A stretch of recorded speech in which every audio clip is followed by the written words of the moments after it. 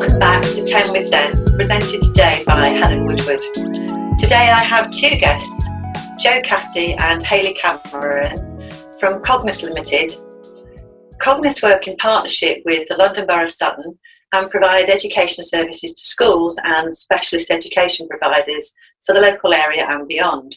I love the tagline, by the way, guys, no limits on learning. That's a great message. So Jo, you're the managing director at Cognus. And you and I go back some way to our DFE days, so it's lovely to have you on the podcast this morning. And Hayley, you're the Education Safeguarding Manager.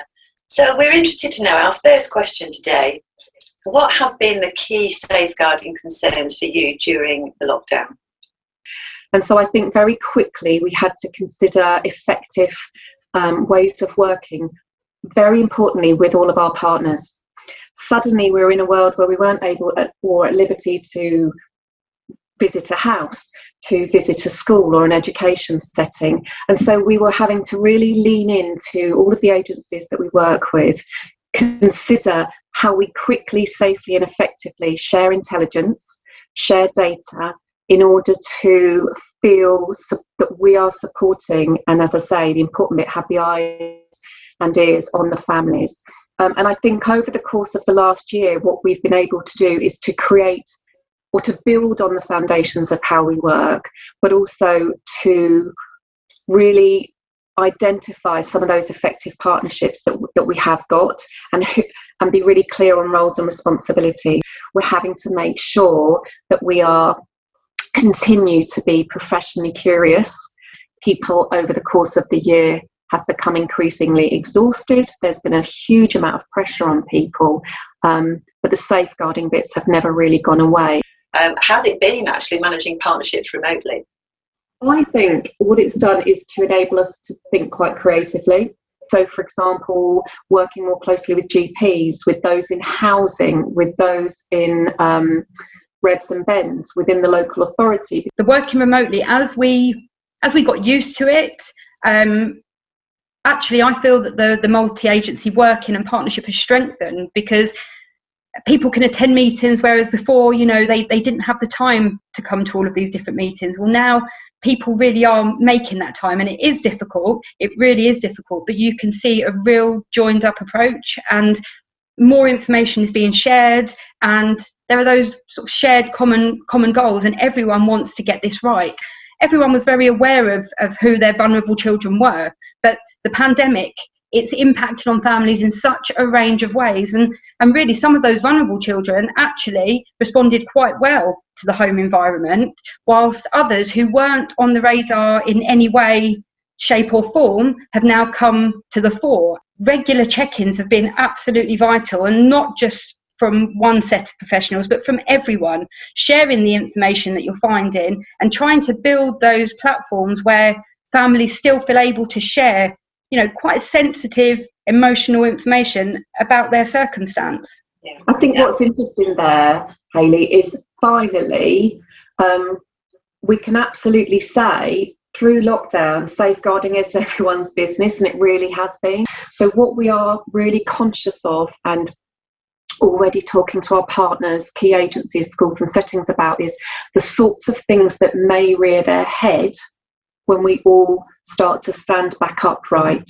Because I think we can predict, we can certainly consider based on our working knowledge, but we will never truly know what might come to the surface. With safeguarding, things are constantly evolving. The language of exploitation, the sorts of ways in which things are presented can change. So kind of thinking about more children going back to school, I'm very conscious that schools have been open during the entire time. So thinking about more children going back to school, what should school leaders be thinking about? What should they be prioritising? What should they be alert to? We don't really know all of the things that they've been through at home. Some really heart-wrenching things have been happening. And Jo mentioned, unemployment, mental health issues, financial problems, bereavement. And, you can hope that some will not have been impacted in that way at all, but we can't assume. And I think, there is a push everywhere to say, we've got to catch up, we've got to get on with the curriculum. But I think there's a really sort of bigger piece of work there around the emotional support. We know that if children aren't sort of stable emotionally, they will find it hard to pick up on the curriculum. We need to do all of the foundation work. We need to ensure that our children have the chance to talk, that if they want to talk, that they're listened to, that they feel heard. We would normally pick up on so many of these things just through observations in the school playground. And we haven't had that opportunity. And although there's been lots of contact and sort of online video contact, telephone contact, there are still bits that you miss. Not to mention the staff. The staff have also been through a range of experiences. So there's a lot there to consider. And I think, to be honest, it's having those open networks and that space for everyone to be able to come talk and share their feelings, and to not be too focused on the expectations. And staff and TAs and all of those within our education workforce are really well placed to do this, because you're right, Helen, schools, lest we forget, they have remained open throughout. All our key worker children, the resilience levels of our staff, there is an assumption here that we need to really recognise that for our staff, they have also been going through the lockdown with their own experiences. As I say, this stuff is exhausting. We need to think about the short, medium and long term here, and how we work to support to the best possible effect. We don't work on anecdote, and that we actually base our work and support around the facts as they're presenting themselves. Okay. Based on the data that you have in Sutton, what does the evidence show you to be some of the most significant protective and supporting factors for children and young people in your schools? I think the interaction over, FaceTime, Zoom, whether that be with family members, work colleagues, school colleagues, but knowing that people care and that actually everyone has been going through the same thing. They haven't been seeing those teachers that they built those relationships up with on a regular basis. So I think all of those things will potentially sort of happen when they do go back. But again, another protective factor has, I think, being able to interact with classmates. So as we know, there's been a lot of work on online lessons and virtual classrooms, and all of that has to be obviously closely monitored. But I think that's been so important for the emotional health and well-being of our children. Okay, that's helpful to know. And I'm going to ask you both a question now, because you've both talked about the need to be creative, and that you have been more creative. Can you give me an example of what that means? We started to make more use of Google, of Zoom, of different platforms that families felt comfortable with using. And I think that was really, really important, because, again, some people didn't pick up their phone, and you sit there and think, right, I'll try again. And then if you haven't heard, then you start to worry, and your mind starts to imagine all kinds of things.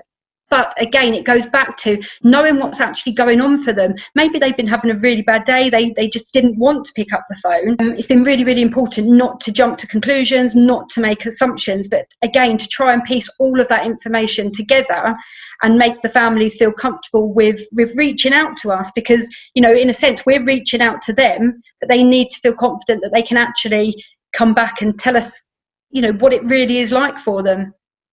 What are the circumstances when as a team you decide, actually, we have to go and stand on the doorstep of this family, we need to see the children? How do you make that judgment call?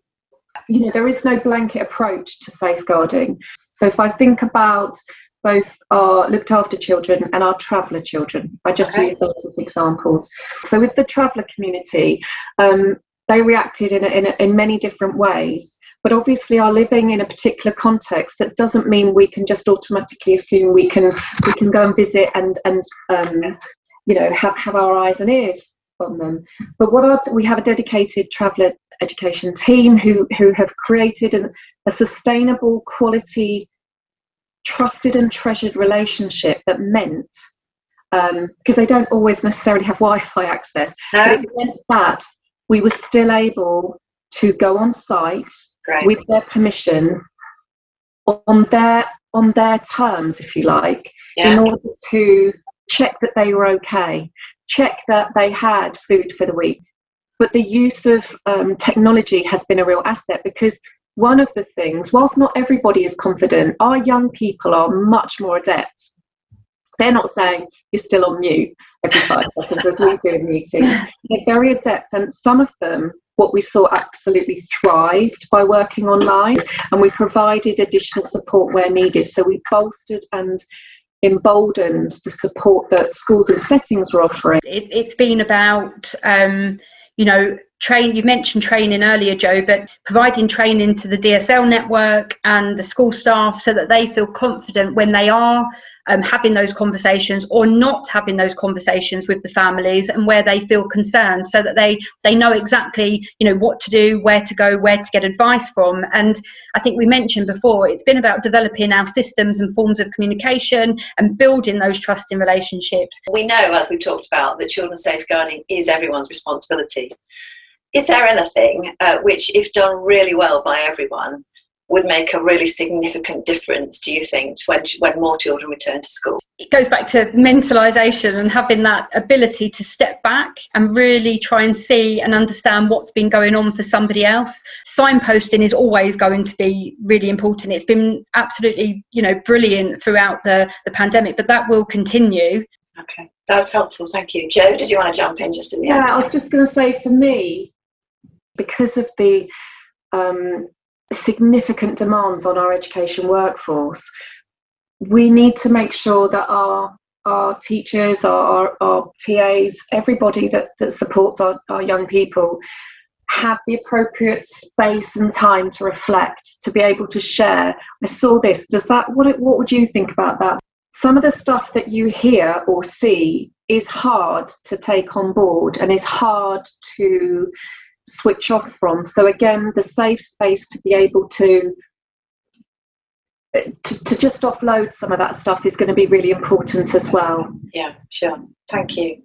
So I've heard in summary some key messages of care, curiosity, flexibility, and team.